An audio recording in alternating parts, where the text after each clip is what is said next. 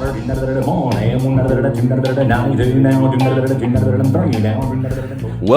to the Better Bid Calling Podcast, a podcast designed with you in mind. Our goal is to make good auctioneers great and great auctioneers better through education and motivation. Join your host, champion auctioneer Joshua Houston, and his award-winning and industry-leading guests every month to learn insights and tips regarding the auction contest and the auction industry so you too can proudly say, sold!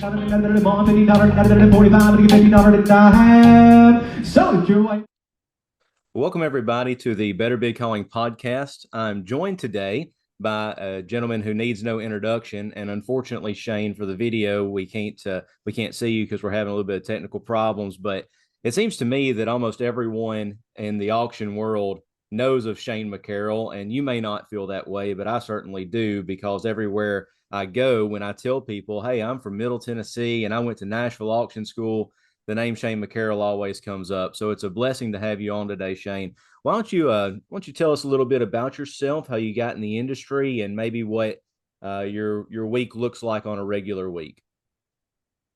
Sure. Well, first of all, thanks so much for having me. I've got a face for the TV, as you can tell this morning. This is a perfect scenario for us. Hey, my name is Shane Mccarrell. I've been in the auction business for about 10 years. Absolutely blessed to be a first-generation auctioneer, and was a military man for most of my professional life, most of my adult life, actually. And then my military career kind of came to an abrupt end. Didn't have a plan B. Didn't have any real plan of what I was going to do. So just kind of started buy, selling, and trading some stuff. Found out that my happy space was down at the local auction barn. Was never even in an auction until I was in my mid-20s. Never at an auction until I was in my mid-20s. Had the ability to really dig in and understand the auction method. Went to auction school about 12 years ago now at Nashville Auction School. And ultimately, over the last 10 to 11 years, I've traveled the country working with some of the highest performers in the auction industry. And I tell you, this industry has given me back so much more than I could have ever imagined. So a normal day for me right now, 15 or 20 phone calls on behalf of Nashville Auction School, another 5 to 10 phone calls pertaining to Tennessee Auctioneers Association or NAA business. And then every once in a while, you slip in a nice real estate phone call or heavy machinery phone call, some contract work. We're going full blast, loving every minute of it, and hoping the ride doesn't stop too soon. So Shane, tell us a little bit about the role that you have with the NAA and the TAA, that's Tennessee Auctioneers Association. And maybe these guys who are sitting on the fence listening to this thinking, man, I don't know if I really should get involved with an association. Maybe give us some reasons why that would be a benefit to them. You know, if we're being transparent, the first 3 years of my auction career, I sat back and I listened to all these kind of what I considered to be talking heads back then saying the same thing over and over again, right? Everybody who ever had a platform would say, join your state association, join your national association. And just being the hard-headed Marine that I am, I just sat back in Clarksville, Tennessee and figured, you know what? I'm going to do it on my own. I'm going to create my own contracts. I'm going to create my own settlement statements. I'm going to create my own marketing. I'm going to do all this on my own. And I realized after about 3 years, my wife and I and our children were working about 18 hours a day, making about $7 an hour. And we were not going to make it. And I finally decided to start listening and doing what all the people who were successful at that time were saying. You know, surprise, surprise, it took me 3 years.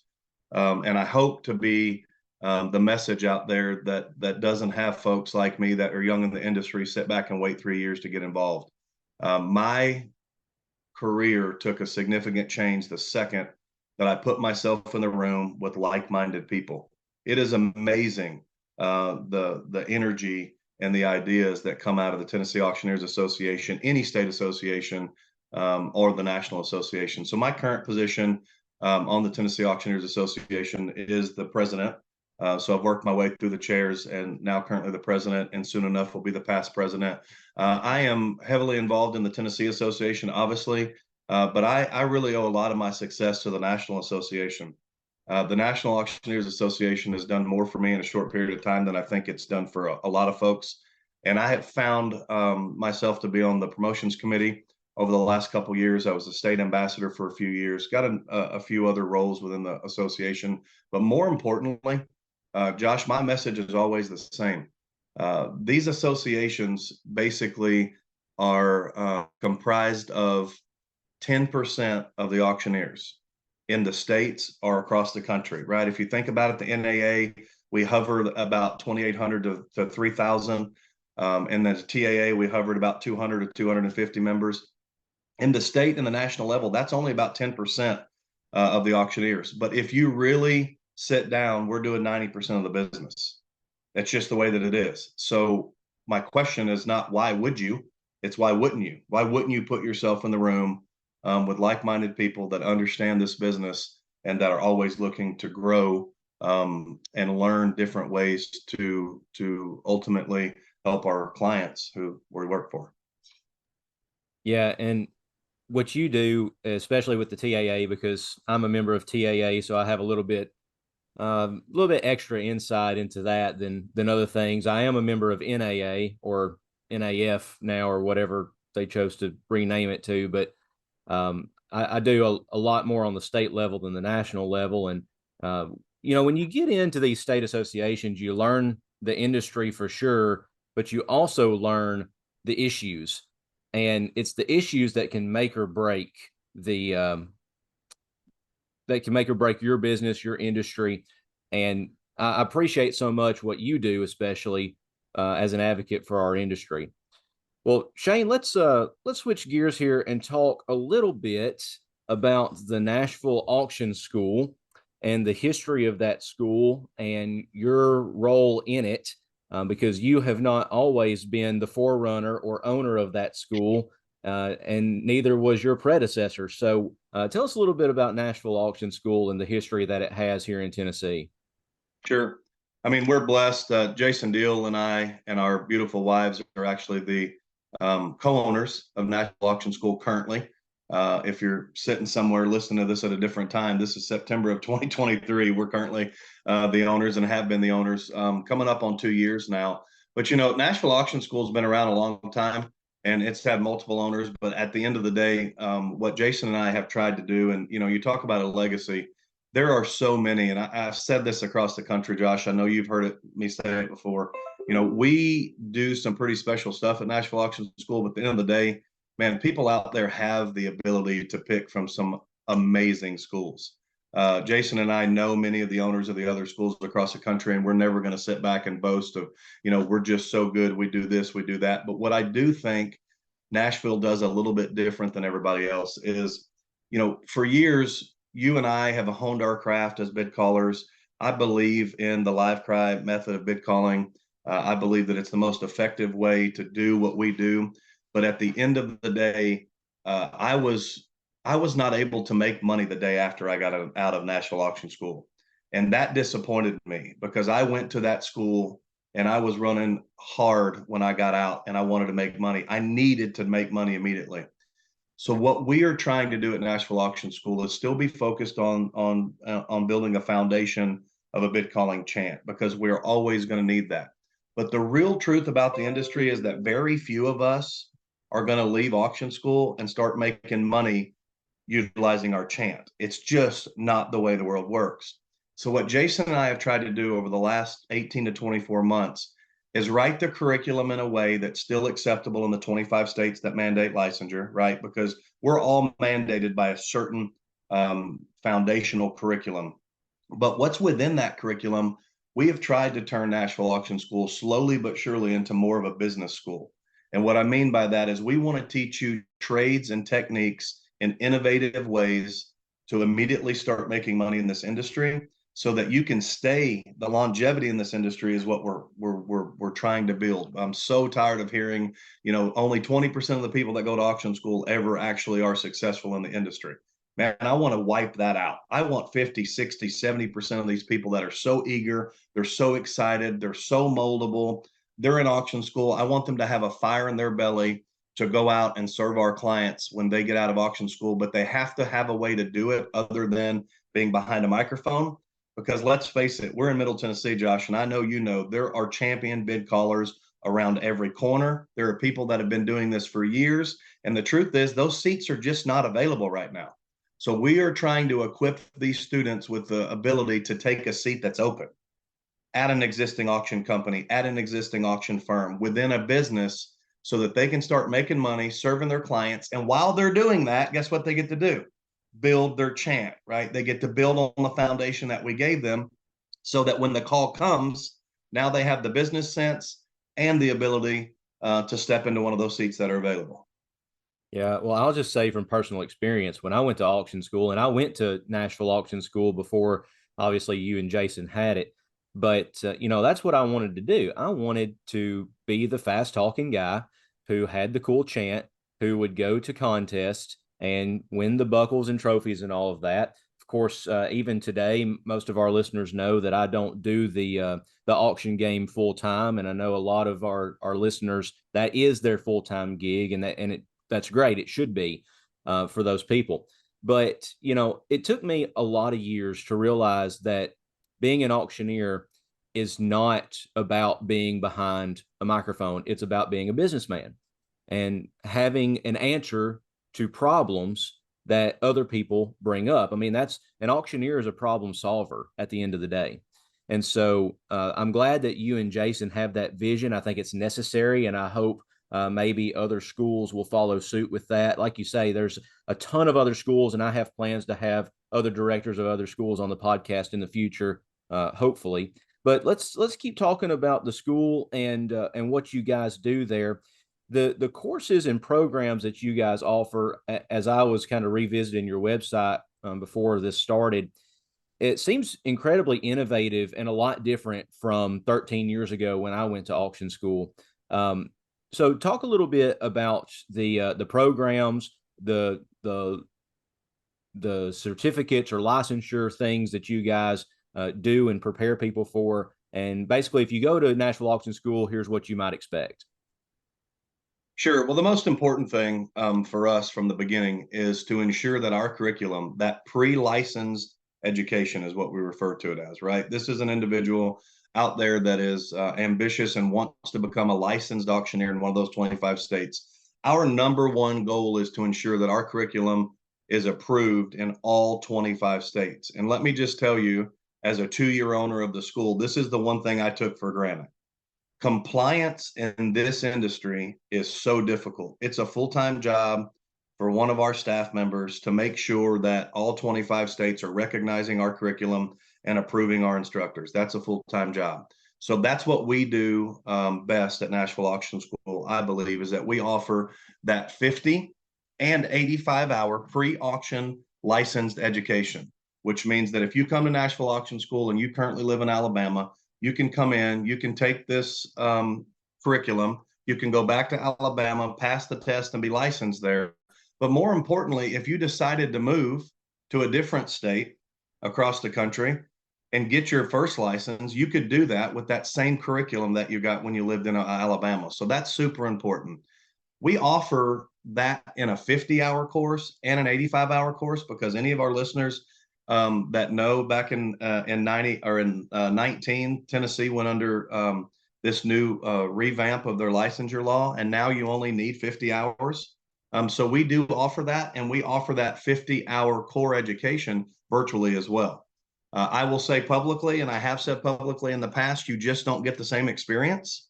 But we have found that it's very successful for second career type folks, people that are coming in that want to get their auction license, maybe because they're a real estate professional or an investment professional, or maybe in their banking industry, maybe in their insurance industry, and they want to get that auctioneer's license that they've always wanted, and they really have no desire to be a bid caller. Because the biggest difference between our 50-hour course and our 85-hour course, the difference between those 35 hours are those bid calling hours.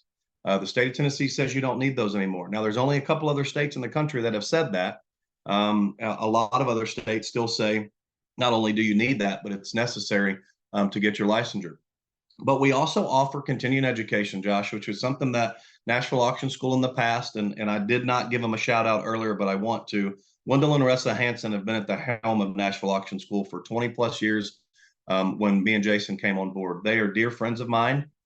They have been instrumental in what little bit of success I have been able to have over the last 10 years. And without them, there's no way that I would have ever taken on Nashville Auction School. I knew it had been in good hands for the 20 previous years, which is really what motivated me and Jason and our crew to step in. But continuing education is something that we offer. We have the state contract for the state of Tennessee, so we're under contract for them to teach continuing education across the 3 grand divisions of Tennessee, and you guys will see that come into your division one time a year, where the Tennessee Auctioneers Commission actually pays for licensees like ourselves to come in for free and get that license. And then, of course, kind of the hidden gem of Nashville Auction School is something that used to be called the LRM. It used to stand for the License Renewal and Management Program. It still does, but we call it the VIP program. It's essentially a concierge service for licensees across the country that are licensed in multiple states. Josh, I don't know how many licenses you have. I was talking to my wife before I walked in here. I think I'm up to 17 now, 17 different states. There is a lot of licensees. There are a lot of licensees across the country that make their living because they do business nationwide. To do that, you have to have these licenses in different states. When you start getting licensed in multiple states, it is a nightmare to manage. We have a program in place that allows these licensees to basically be hands off.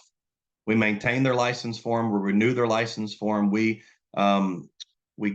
offer curriculum to them that are specifically tailored to the states that require continuing education, so that you don't have to run across the country taking free licensure continuing education or free CE. You can come to us, you can take it, and it'll qualify in Illinois and Minnesota and Texas and all these states that are so difficult sometimes to deal with. So that's kind of what we do in a nutshell at Nashville Auction School. And we like to say we do more than just talk fast, because this is a lot more of a business school than it's about talking fast, because you and I know that's about 10% of what we do on a regular basis.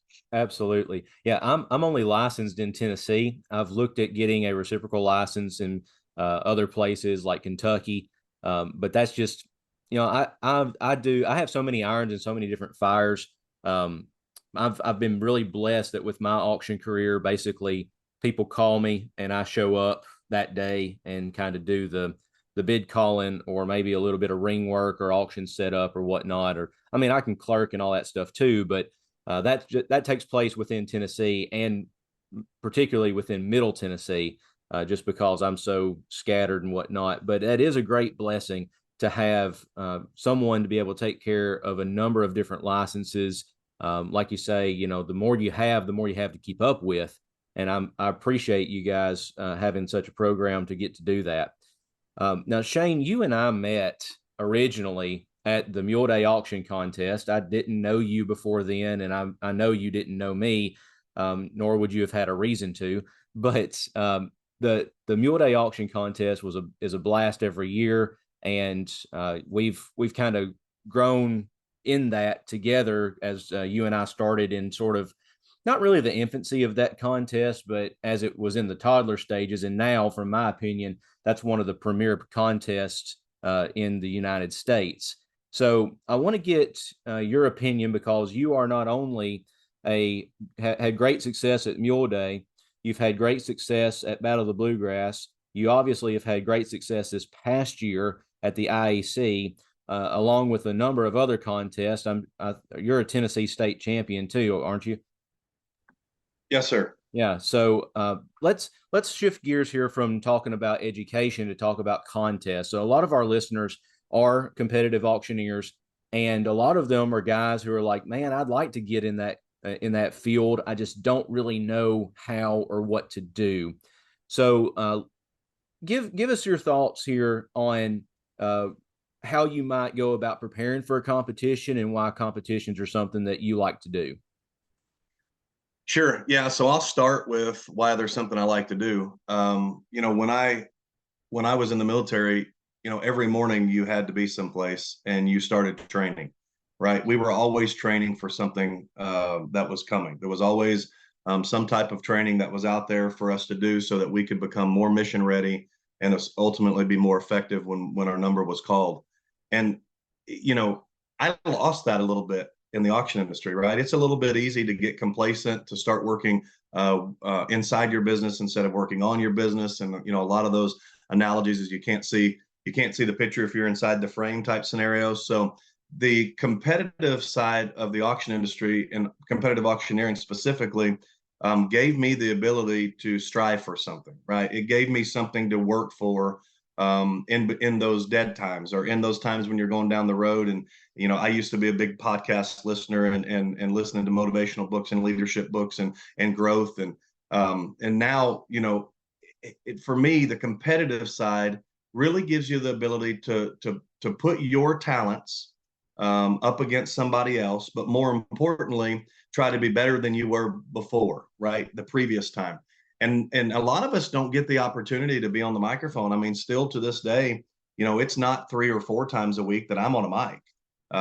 So I'm doing a lot of the practicing and a lot of that real deep dive into breaking down what makes me effective behind a microphone. I'm doing it during these competitions. I'm trying some different things. So, and there's no bigger critic than yourself. I always want to be better than I was the last time on a stage, but the competitive side of me is just, I get fired up when I'm in a room full of 15 or 20 or 25 other competitors. When you stand next to some of these people and you realize the amount of energy that they have, the amount of command of a stage they have, the way that they walk, the way that they speak, why they take breaths the way that they do, the way that they lean in when they're feeling awkward, the way that they lean in and certain phrasing. There's just so much that goes into this craft, and it's taken for granted. And I think if you just continue to be the way you were yesterday, that you get a little bit complacent. And I've always said that the competitive stage is where you really hone in on who you are. And I know we met at Mule Day, and I've traveled across the country and competed in some of these deals.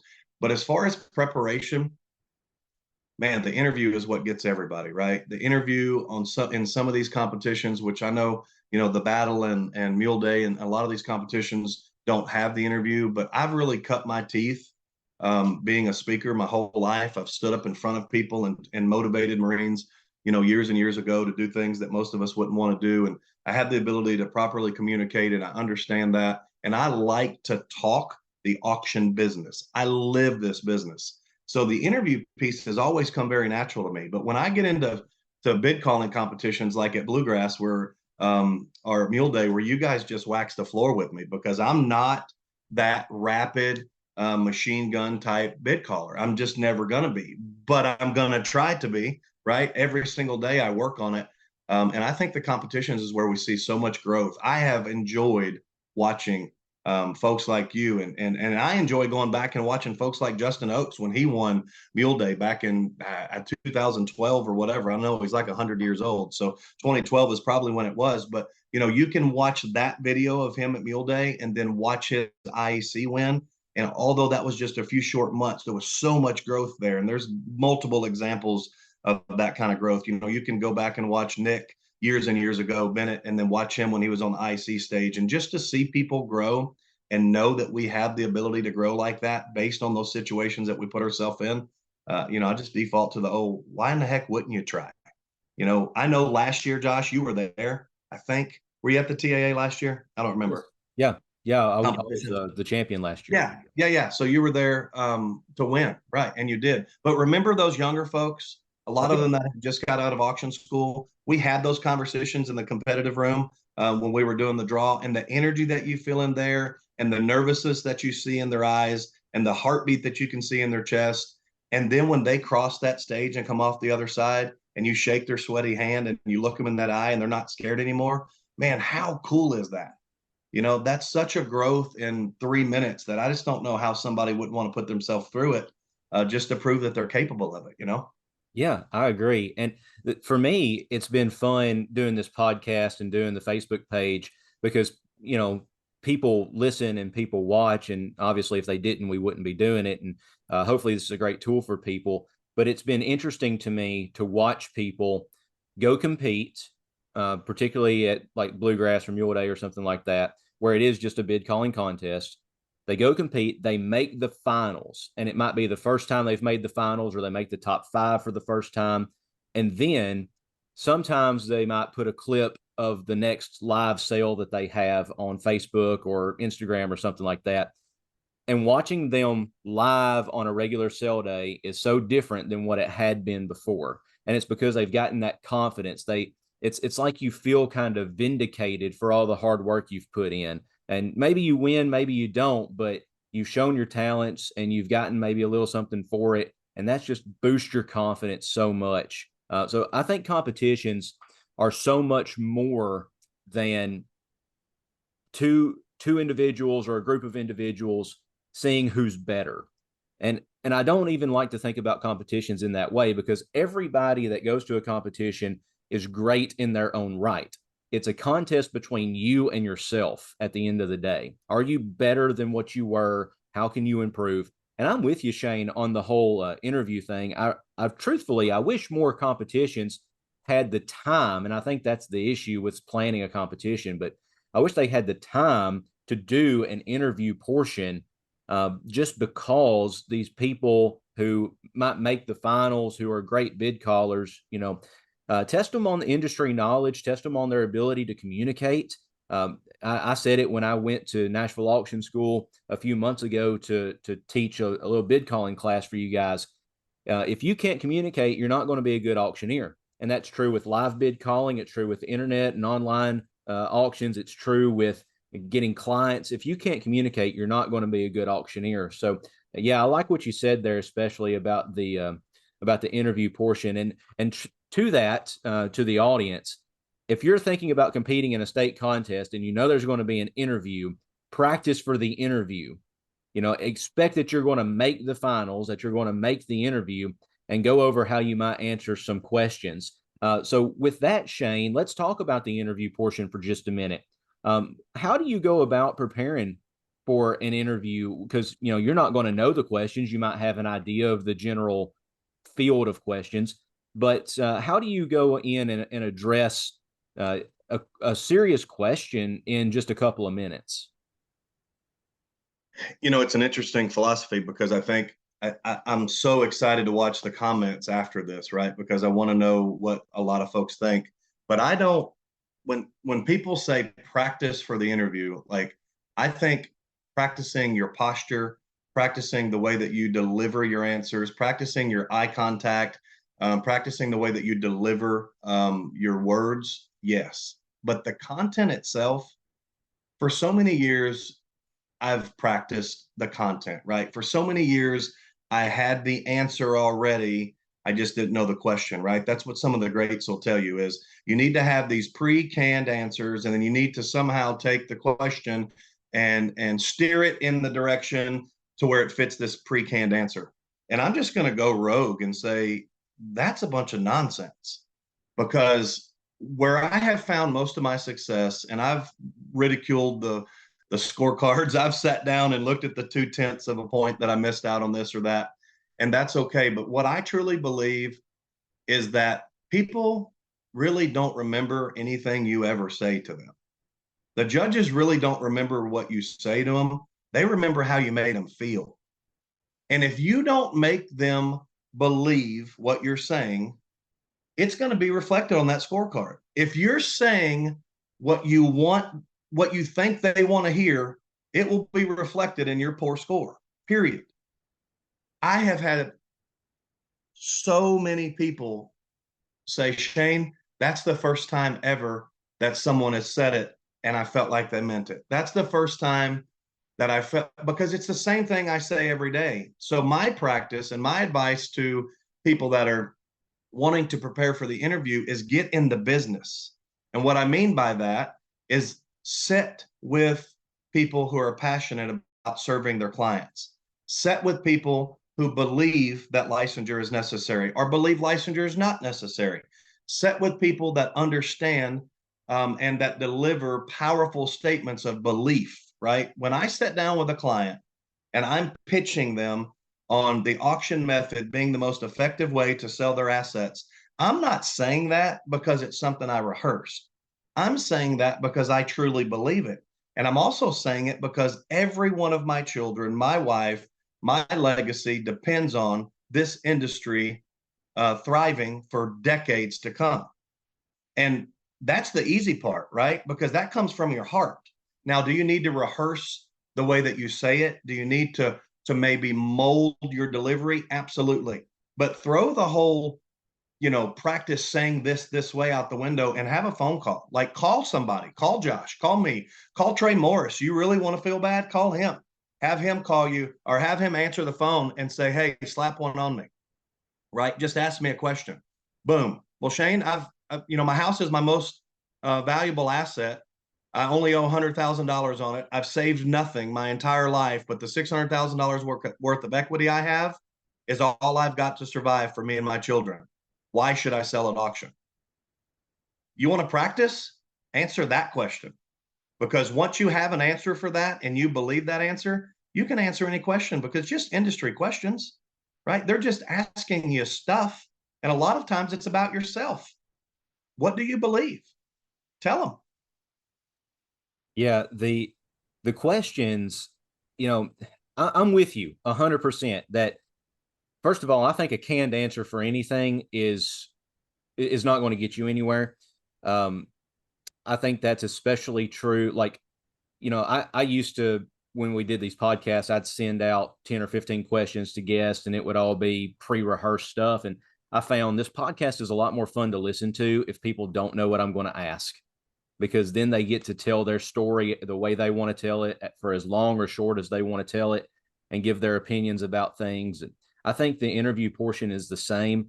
If you listen to the question, which is something that is very difficult to do because you're in front of people, your heart's racing, you're sweating like crazy, and the questions are often rather lengthy, with only about a third of the question actually being the question. So you have to listen to the question. But I'll tell you one thing, Shane. When I was in high school, I was heavily involved in student council and student government. I was the state president for the Tennessee Association of Student Councils my senior year of high school. And I had this perspective for what I called student council fake. And it's basically the politician syndrome. You get up and you have the bright, shiny smile, and you make things sound so good they're almost too good to be true. I see that a lot in the interview portion, where people get up and just kind of put on this false face about how wonderful everything is and how much they know. And I think what we need in that portion of a contest, or at least what I'm looking for if I'm judging that portion of the contest, is a genuine knowledge and belief. Exactly what you said, that you believe what you're saying, and you're the one putting the force behind it, and it's not just kind of some facade. Does that make sense? Yeah, no, that's exactly what the judges are looking for.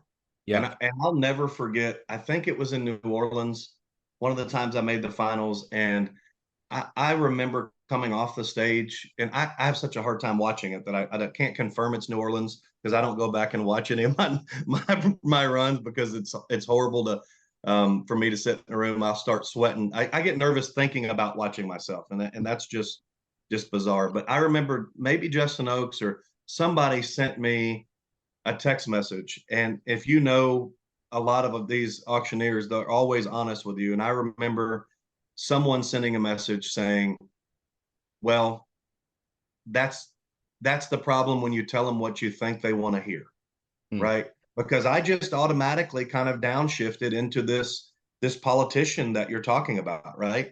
And I really took that to heart, and it's been a few years, but since then I've made the decision that the easiest way for me to practice is to get in front of people and tell them what I believe. Yeah. And that's what I would say, right? If I'm a newer auctioneer and I'm out in West Tennessee and I want to train for the competition, you need to go down to your civic club and you need to stand up in front of them and say, hey, my name is Shane Mccarrell. I'm a newer auctioneer out here in Obion County, and I truly believe that if I was given the opportunity to handle some of your most valuable assets, that I would work my tail off and put together a nationwide marketing campaign to ensure that your combines brought as much money as they would if they were sold on XYZ platform. And here's the deal. If you truly believe that, those people are going to sign up for you, Are the sign up with you. They're going to let you take their assets to market. They're going to hire you for that bid calling job, whatever it is that you're trying to do. But more importantly, you're training yourself for that interview and you don't even know it. Sitting around and talking in the mirror, yeah, that's good. But man, get out there and tell people what you do for a living. Tell them how excited you are about this industry.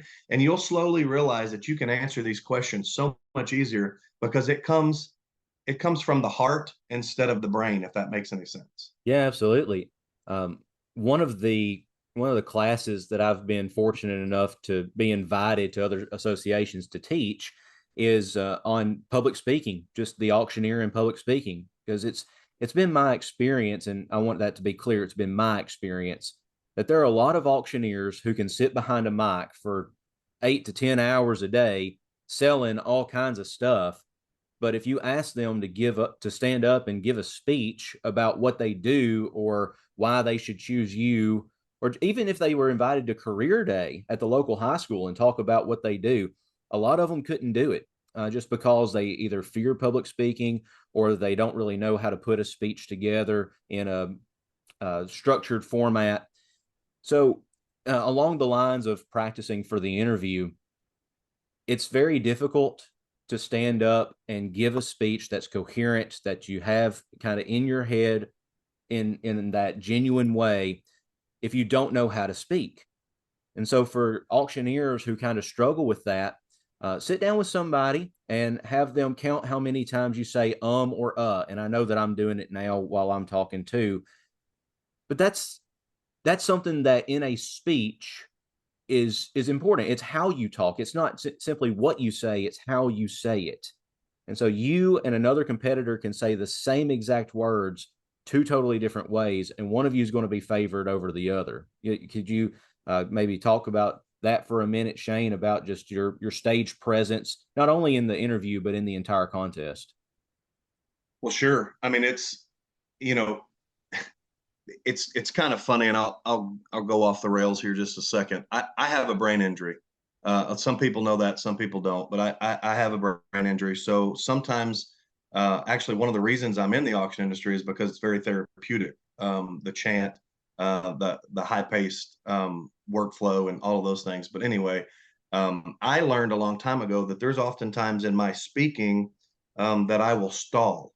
I will have that 2 to 3 second computing time is what I call it, right? Well, my brain is trying to catch up because it's just one of those things that have happened over the years.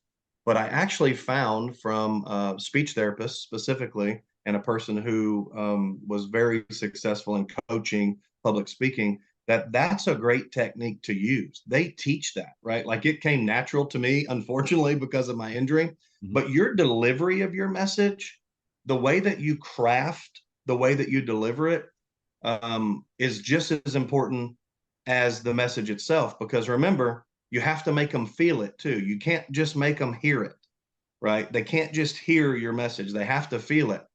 And I can still to this day tell you what certain individuals were doing during that pause in my interview. Because I can look out and people will literally be leaning forward, right? It's like that moment of panic where they're like, oh my gosh, is he going off the rails? Has he forgotten what he's going to say? Or is he just giving us that pregnant pause to where we can start to feel the messaging instead of just listening to it? So all of those techniques through the years, and like I said, that was accidental for me. I would sit down with people that are good storytellers. I was having a conversation with Trey Morris yesterday, and he was talking about the storyteller that he met at a benefit auction that helped Jeff Foxworthy not write his jokes, but learn how to deliver the jokes, right? Because the content is funny. But if you listen, I'm a big comedy guy. So Nate Borgazzi, by the way, one of the greatest comedians in the world, in my opinion, his delivery is the magic. His content is really not that funny. But the way that he delivers it brings you in and makes you feel like you're part of the story because you're believing what he's saying. So it's a process of having the ability to have the content, right? To have the knowledge. Once you have the knowledge, then you can start molding the delivery of that knowledge and making it to where people feel it instead of just hear it. I mean, it's magic when it's all put together. Yeah, absolutely. So a lot of our listeners, and I know you know this, know that I preach for a living. I'm actually here at the church office now as we're recording this, and I learned a few years ago. I've been doing this for several years, but I learned a few years ago that I need to stop focusing on who out of the adults are engaged, because if I have the kids' attention, I've got the adults' attention. And now I sort of craft my sermons to where it's going to hold the attention of the kids. And if I do that, then the adults are going to be listening too, mostly because they don't have to be fighting their kids, but um, they'll be engaged. And the same is true for an auction contest or even a regular sale if you're doing live bid calling. If you have a chant or a stage presence, let's call it, I'll put that in air quotes, but if you have a stage presence where only your serious buyers, and maybe if you're in a livestock market or um, heavy equipment, whatever, where you have like professional people who are coming to buy stuff, if they're the only ones engaged, well, maybe we need to rethink about it. And I understand if you're selling for 10 hours a day in a livestock market, well, maybe you're catering only to your order buyers, but you have to have something to draw people in. And I think that's incredibly necessary in the contest game, because you're not only trying to draw the judges in, you certainly are, but you have to give to the entire audience. If there's somebody there sitting on the back row who's just kind of there to have something to do, cater to that person, make it exciting, make that stage presence something that everybody wants to be around. And Shane, you are, because of the school, and of course, I owe a great deal. You don't know this, but I owe a great deal of what little success I've had in the auction business, particularly in the contest world, to you and people like you and Drew Williams and Jay Cash and a lot of the Tennessee guys who have been so kind to me and so uplifting to me. And you guys are masters at taking novice individuals, first and foremost, encouraging them, which I think is needed in our industry, because when you're in competition with each other, it's easy to cut people down, but encourage them and also help build them up into someone who is a professional in the industry. And you and Jason, of course, do that with the school, obviously. So as we kind of round out this portion before we get into the rapid fire questions, I want to ask you something that I ask just about every guest, and that is, what is some advice? And I know this is a general question, but what's some advice that you would give to a novice auctioneer, let's say just graduated auction school, is looking for that opportunity, is looking to grow, and and just doesn't know where to put their footsteps? What would you say to someone like that?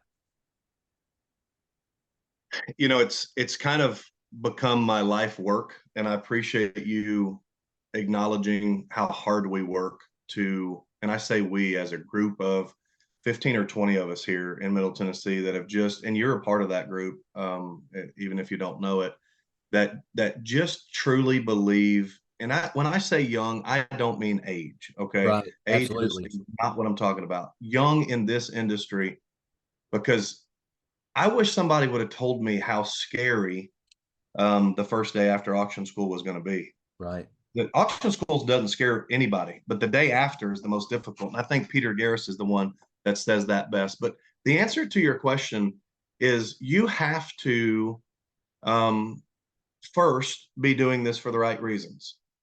If you're motivated by the ability to be in an industry that is rewarding, it's an honor to work with and for the people we do. If that's your major motivation is to help people, your success is unlimited. So first position yourself correctly. Have the right why.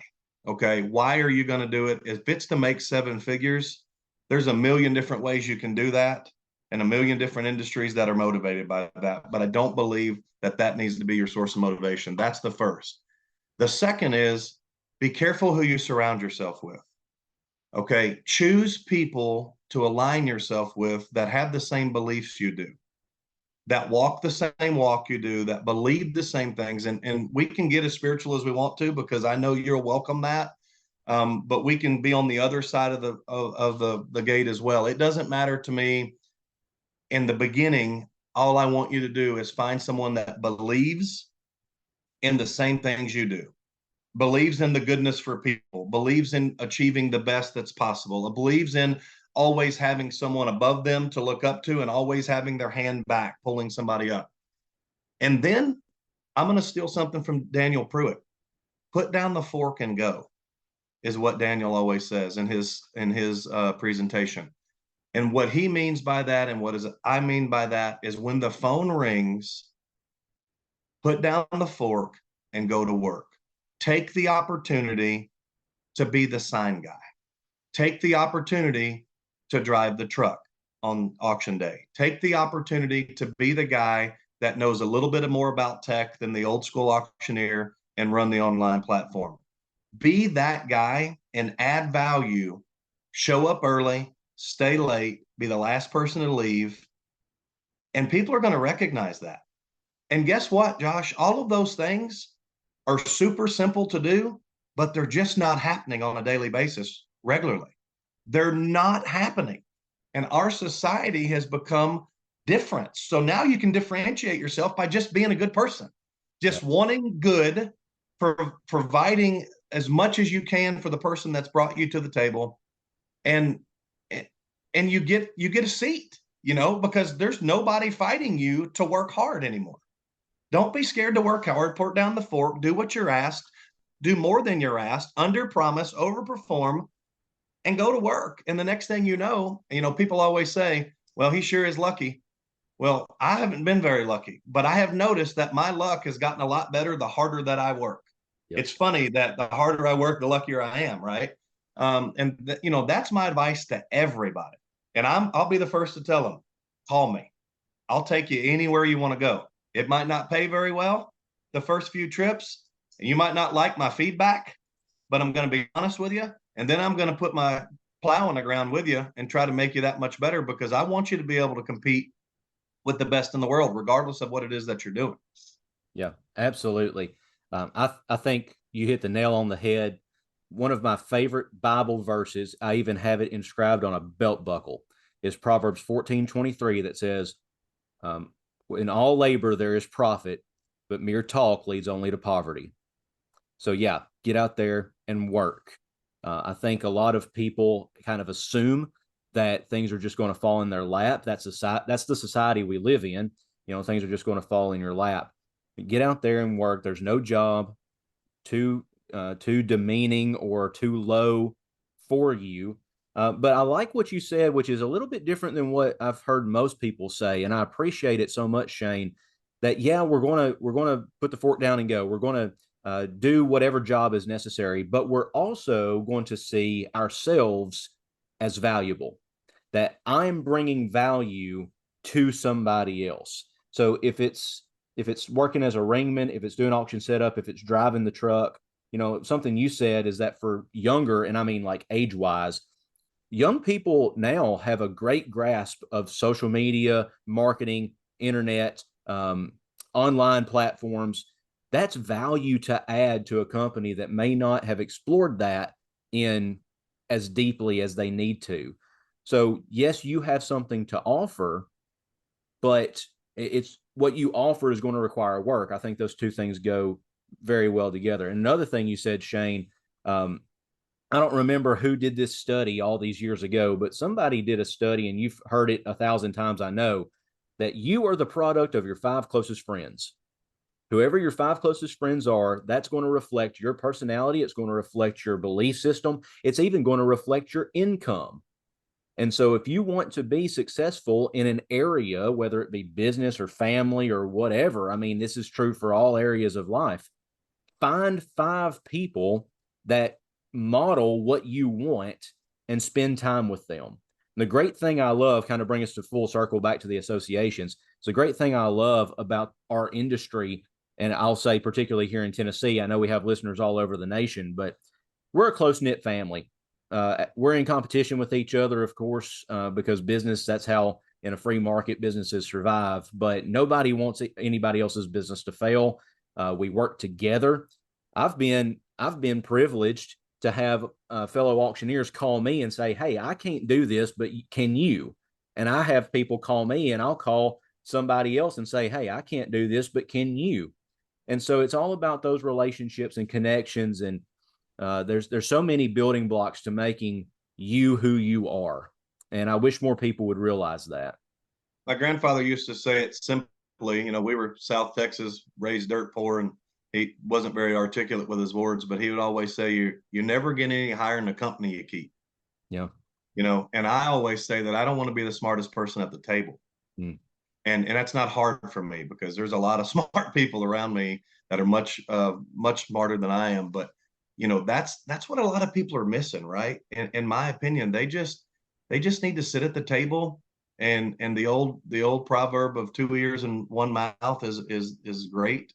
Right. Listen, talk just a little bit, but listen a whole lot. Mm-hmm. Take a whole lot of mental notes, and the other, and I'll finalize this. I know you're ready to wrap up, but one of the position that I have been put in recently over the last couple of years, working for some of the bigger companies across the country, everybody wants to know how to get in. How do I get in? How do I get in? How do I get in? I want to start by saying, don't ask to get in. Okay. You always want to work hard, put yourself in a position. But if you think about the most successful companies in the country, let's just call it IBM. If IBM has a position that's open or that's opening, where is the first place that they typically look? They typically look within, Right. right? They look within to hire within. And then ultimately, if there's not someone within, they ask the people from within if they have any suggestions of someone who could fill that position. So while you're out there young in this industry and you're trying to get the next position that you want, whatever that is, it could be at the greatest collector car auction in the country, it could be at the coolest car auction in your local hometown, whatever that is. Position yourself and align yourself with people that believe the same thing you do and that are a part of the organizations that you want to be a part of, and ultimately find a way to add value so that people can see who you are, what you believe, and your work ethic, and then the doors are going to open. You can't kick these doors down in this industry. This is a very personal business. When's the last time that you were at an auction where we weren't dealing with something personal, right? People True. say it's just business. I throw that out the window. That old verbiage of don't take it personal, this is just business. I completely poo-poo that in this industry. Every single asset class, everything we do in this industry is very personal, right? So you have to be someone who understands that and puts themselves in a position to add value during those personal times. And the next thing you know, you'll be sitting at the table going, dang, I'm eating next to Joshua Houston. Or you'll say, dang, Joshua Houston called me and wants me on his podcast. And it'll be a good day for you. Well, that's incredibly great advice and comment, Shane. And I know that you have a busy day ahead of you. Let's shift here to the rapid fire questions. These are about 6, 7, 8 questions I ask every guest, and everybody's answer is different. So it's always fun to explore these. So these are just quick. First thing comes to your mind, and you can talk as long as you want to about them. But number one, you have been blessed over the course of your auction career to sell a lot of different stuff in a lot of different ways. So what's the weirdest item that you've ever sold? A vasectomy. I think you are the second person to say that. And that's the first time I've gotten the same answer for a question. I think when Bobby D was on, he said that too. That's so, what is it with, I'm assuming that was for a benefit auction.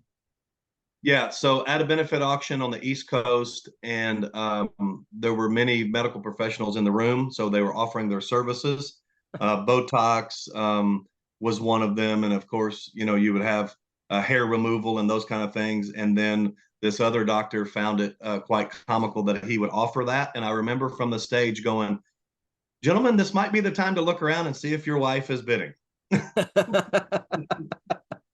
Man, that's crazy. It's so interesting to me to do a benefit auction, especially these larger ones, and see what people put out to sell. It's really interesting how creative people can get. All right, Shane, number two. Out of all the items that you've sold, there's probably one that sticks out as your favorite to talk about. It doesn't have to be the one that brought the most, or it can, but every item has a story. So, what's your favorite item to talk about when you're sitting on a plane and somebody says, "What do you do for a living?" You tell them you're an auctioneer, and they're like, "Oh, okay, well," and you start talking about that. So I had the privilege to go down and work for Elvis Presley Enterprises for a few years in Memphis, and we would sell a lot of artifacts that were pretty cool. I self-proclaimed not an Elvis junkie, never was. I have become more so now that I've understand his cult following. But we sold a TV that had a bullet hole in it that Elvis shot with his pistol in Graceland to get his wife to stop arguing with him, is the story. So we had the privilege of selling the TV that had the bullet hole in it. And then right after that, we sold the gun that he used to shoot a hole in the TV. And I thought that was pretty cool. I don't remember how much it brought. Everyone always asks. I don't have a clue. I don't know who bought it. I'm just that guy that brain dumps in and we move on to the next item. But that Yeah. was pretty neat, in my opinion, to sell that kind of two items that went together like that were super bizarre. Yeah, that is really cool. I'm not really an Elvis junkie, but I appreciate Elvis and what he did. So that's an interesting story. Every auction chant is composed of numbers and filler words, and every auction chant is different. So, Shane, what is your favorite filler word that you use in your chant? Well, I'll never forget Brian Knox coming into auction school and telling me how horrible able to bid sounded. It used to be able to bid. Mm-hmm. And he came in, and of course, that's not how he said it, but that's the way it felt because I'd been working on it for 3 or 4 days. I probably use get it a dollar down the most. I'm a big advocate of and now. I think Yes. those two words will take you to the promised land. But if you need to fill something in there, get it a dollar down works relatively well for me. I grew up in South Texas, so I use a lot of tongue rolls. It's like ordering, carne asada. It sounds different when I order it than when some other folks order it. So Yeah. And one thing that I've noticed a lot after doing these podcasts and listening to different people and getting in the contest game too is how different regions have different auction styles or auction chants. Like my Ohio friends have a very different chant than my Texas friends, and the Tennessee guys have a different chant, even from Alabama or Kentucky as well. So don't to the listeners, don't get hung up on a filler word just because Shane or Joshua told you that these are some fun filler words that we like to use. I mean, every chant's different. You got to find what's going to work for you. Shane, let's move on to the next one. Who are some auctioneers that you really like to listen to? oh gosh, that's easy. I think Shane Ratliff is at the top of the list. Had the privilege of getting to know him, call him a friend now. He's the reason I'll never be known as the Shane that's in the auction business, because in my opinion, he's on the Mount Rushmore without a doubt. Joseph Mass is right up there as well, and a lot of these people were obviously folks that I like to listen to before I had the opportunity to work for them. But once I work with them and see them work, Trey Morris is on that list, obviously. Philip Traylor is the guy that I've cut my teeth under. That's here in Middle Tennessee. I truly believe he's one of the best in the world. He's so capable of navigating and doing things from the block, multitasking, and just absolutely killing it. Those four are probably at the top of the list. You can't leave Andy White off the list. I mean, he's the GOAT. Yeah. How can you not love to listen to him? And then there's some folks out in Ohio, some of the Amish guys that Yeah. I've really really just jumped into, listened to over the last couple of years. And we had a couple Amish gentlemen in our last class. Mm-hmm. There's something about, and I don't want to. It's the clucking. I don't mean that to be like that. Doesn't come across as very pretty, I guess, but it is to me. Like that style that they have, that Mm-hmm. that rhythmic I mean, it's just something that makes you want to tap your foot. Yep. And I can name 15 or 20 of those guys, but they're all just absolutely on fire. So I think that's a few of them. Yeah. Uh, I could go on forever, but I know we're on a time limit. So Well, and back to what we said earlier about different regions having different chants. I don't know what it is, but the further north you go, it's like their chants or their voice quality is a little higher pitched into the microphone, and it just sounds so crisp. And then the further south you go, it's a deeper kind of more. I call it the Laffy Taffy chant. So I mean, it's find people that you like and listen to them. Don't mimic them because you'll never be able to completely, but take some things that you like and maybe incorporate it. But it's just like if you were a music artist, you know, you're not going to just listen to yourself. You got to listen to other people and grow and learn from them. Those are great guys to listen to if anybody's looking for someone to just listen to. All right, Shane, two more here really quick because we've already answered some of these other ones in the regular podcast portion. But give me two good reasons why somebody might want to choose Nashville Auction School. well, I think the first reason would be we only take 15, first of all, ever 4 times a year. It's a coveted seat, in my opinion, and you're going to be a part of a family.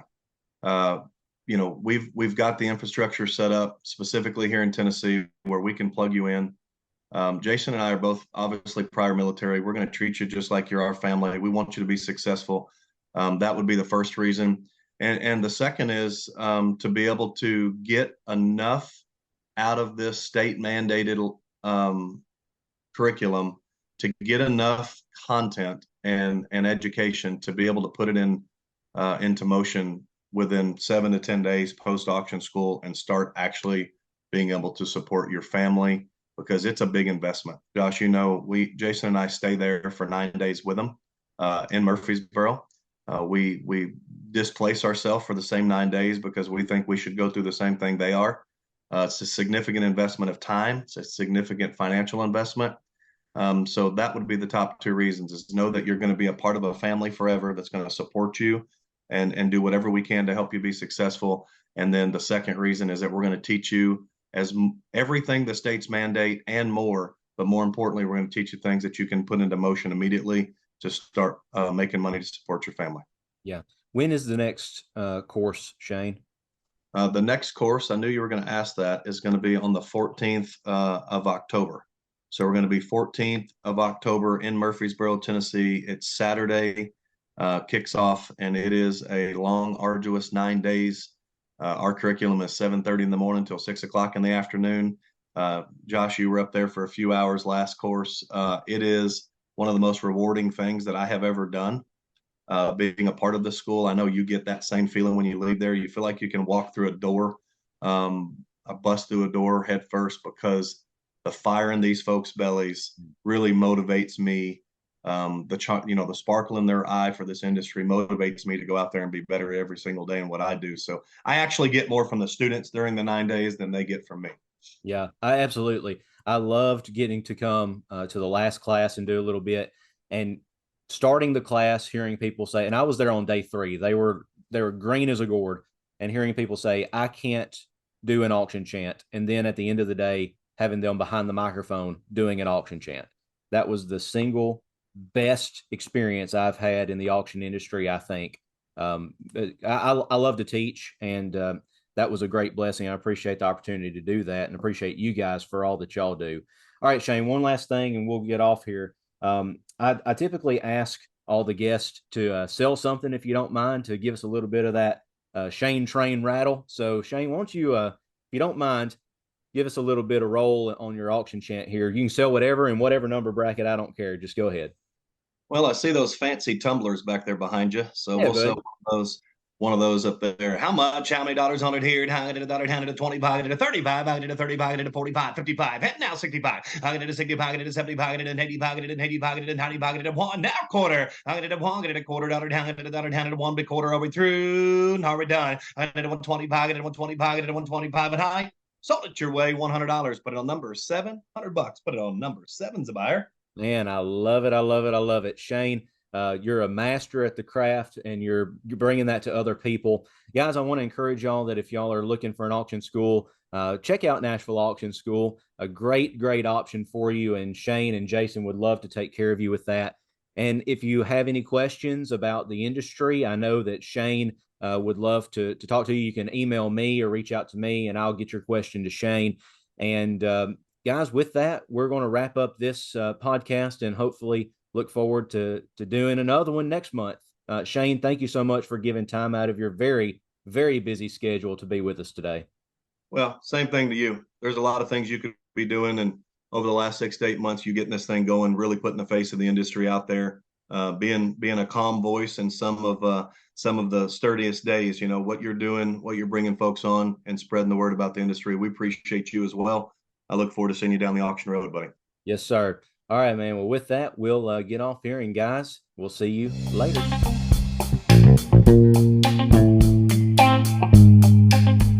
You've been listening to the Better Bid Calling podcast. If you would like to sponsor an episode, please contact us at betterbidcalling@gmail.com.